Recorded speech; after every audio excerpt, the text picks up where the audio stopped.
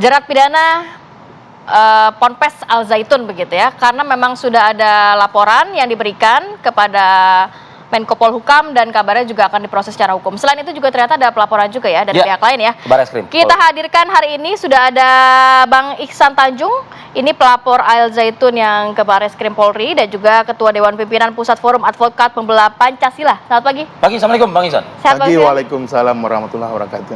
Oke, selain itu juga ada Bang Heri Firmansyah, pakar hukum pidana Universitas Tarumanegara Jakarta. Selamat pagi Bang Heri, sehat Bang? Assalamualaikum. Selamat pagi, alhamdulillah sehat. Oke, saya mau ke Bang Iksan dulu, Bang.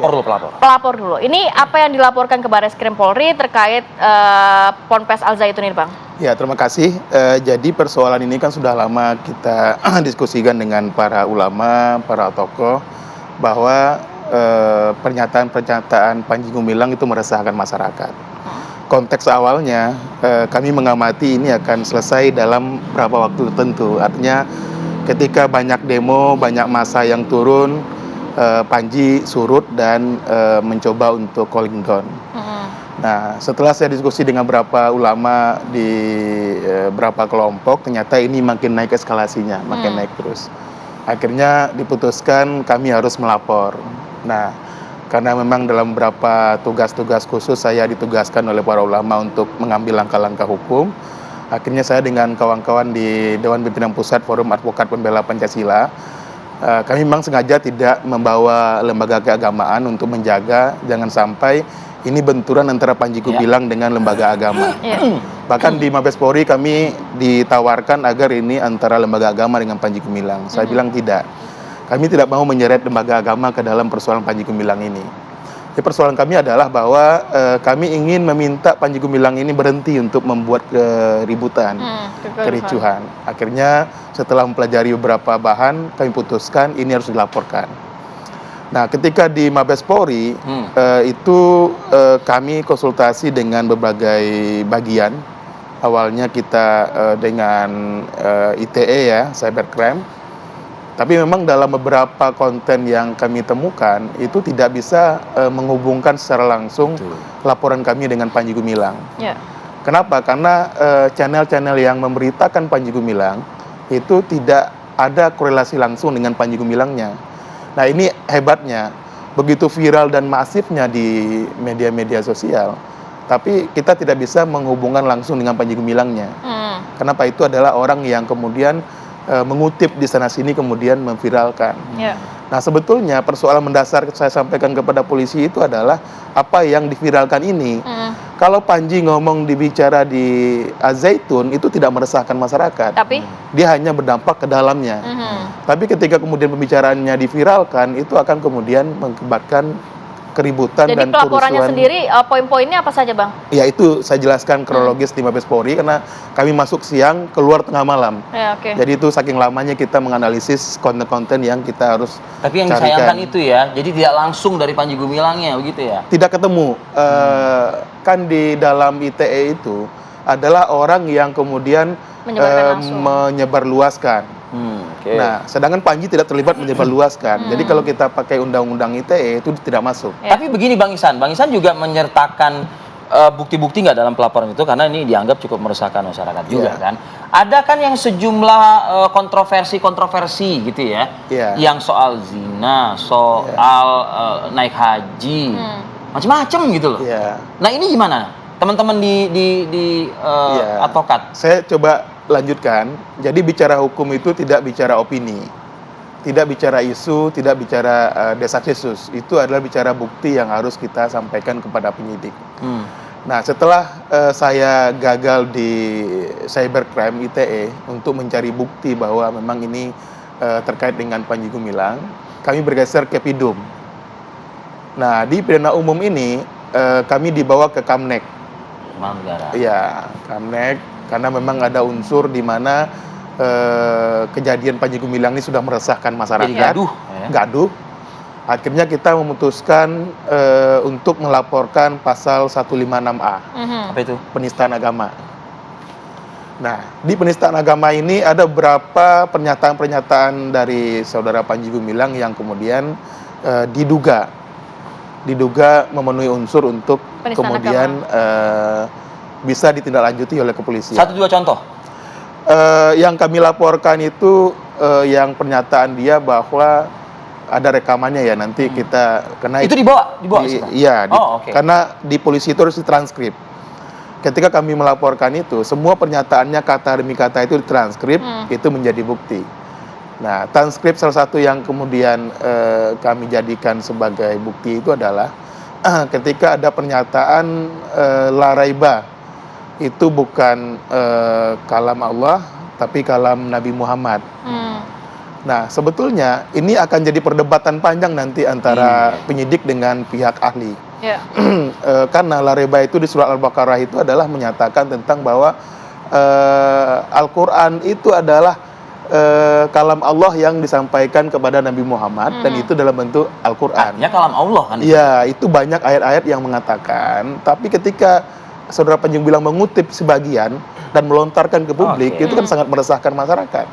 Nah, memang ada perbedaan antara Al-Quran dengan ayat kursi.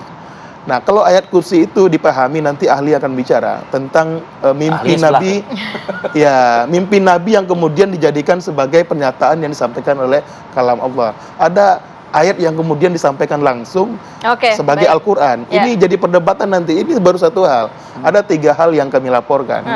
Nah, ini satu saya sudah sampaikan kepada para ulama bahwa polisi tidak akan mampu menyelesaikan ini.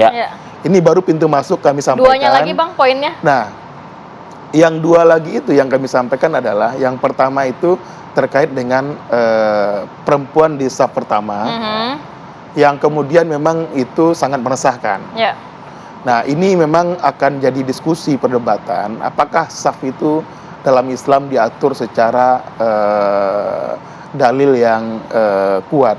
Tapi bahwa kelaziman dalam Islam itu ketika dirubah akan mengganggu tatanan. Betul. Akan mengganggu tatanan. Dan yang ketiga adalah terkait dengan khatib perempuan. Nah, seperti yang ulama jelaskan dalam beberapa acara TV One saya dengarkan, bahwa perempuan itu tidak wajib sholat Jumat. Nah, ketika perempuan itu dihadirkan sholat Jumat, apalagi kemudian jadi khatib di situ. Nah, ini MUI sudah mengeluarkan surat keputusan. Saya juga sudah kasihkan kepada polisi surat keputusan MUI, fatwanya yang berbunyi bahwa khatib perempuan itu mengakibatkan sholat tidak sah. Jadi artinya secara dalil, secara dasar hukum, MUI sudah memutuskan bahwa khatib perempuan itu tidak sah. Ini yang jadi poin. Beberapa poin yang disampaikan Bang Ihsan, Bang Heri, yang akhirnya juga ujungnya dilaporkan adalah penistaan agama ya. Penistaan agama begitu ya, Al Zaitun. Kalau dari sisi hukum pidana seperti apa, Bang? Ya, saya mengutip dulu pernyataan dari Pak Menko Polhukam ya, bahwa kalau bagian hukum itu akan berkaitan dengan tindakan dari Pak Mahfud, tapi kalau bagian pelanggaran institusi secara keagamaan berarti ke Kementerian Agama kan gitu. Nah, dalam konteks ini kan ada irisan antara keyakinan seseorang dengan apa yang disampaikan oleh Panji Gumilang. Kalau saya melihat perspektif yang disampaikan ini kadang above the law, dia merasa mungkin di atas hukum begitu ya, padahal aturan agama itu nggak bisa diatur dengan logika manusia saja. Nah, ini kan yang harus dibuktikan, apakah pernyataan tadi ada dalilnya atau tidak, atau pernyataannya sepihak. Nah, sehingga untuk memasukkan pasal 156A tadi menjadi lebih gampang, karena kasus ini pun kan kalau kita lihat dalam sejarah di Indonesia sudah sering kali dipakai, beberapa kali terjadi kan.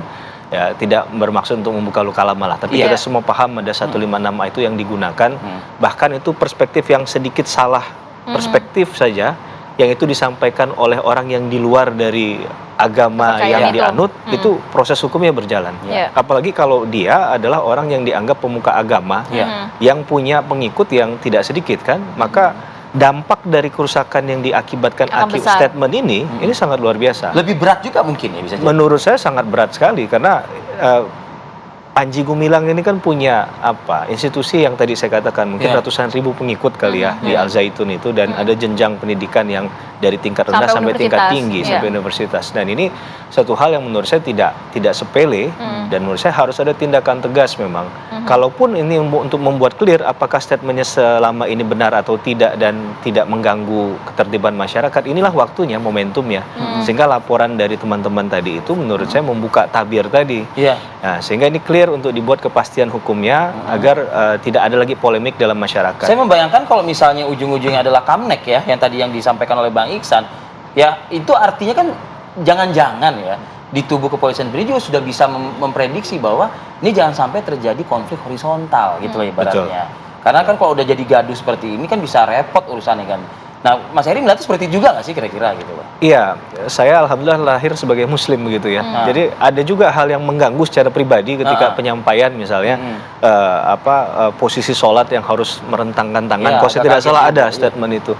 Dan itu kan bertentangan dengan keyakinan dari awal kita diajarin dari kecil lahir begitu ya untuk sholat, untuk bagaimana bertindak gitu kan. Jadi ini satu hal yang harus diluruskan, ini pendapatnya pribadi. Harus segera, urgent. Urgently required untuk hal ini. Agar ini menjadi clean and clear ke depan, apakah pernyataan ini memang dalilnya agama atau tafsirannya yang bersangkutan. Kalau tafsiran yang bersangkutan seharusnya tidak disampaikan ke media atau disebarluaskan atau di tempat-tempat yang umum secara publik begitu. Walaupun katakanlah di ponpesnya sendiri misalnya, tapi itu kan ketika dia mengundang banyak orang, itu sifatnya tidak lagi pribadi menurut saya. Karena ada juga yang diundang ajakan itu juga ke banyak pihak. Iya, yang diundang itu bukan hanya berasal dari pondok pesantren tersebut kan, tapi juga dari luar. Ini tanggung jawab moral tapi berarti yang ini harus disampaikan secara hukum kalau juga. untuk urusan pidananya perorangan ya, hanya ke Panji Gumilang atau mungkin bisa institusi?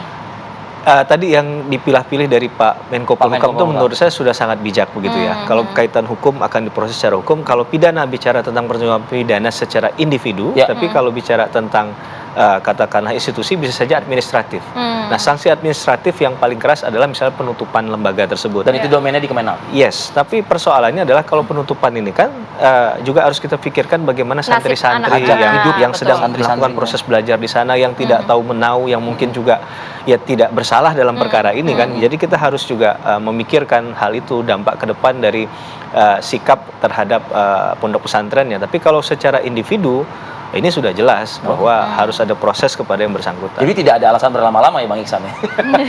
Kita jeda dulu ya Bang ya. Kita jeda dulu. Kami akan kembali saat lagi.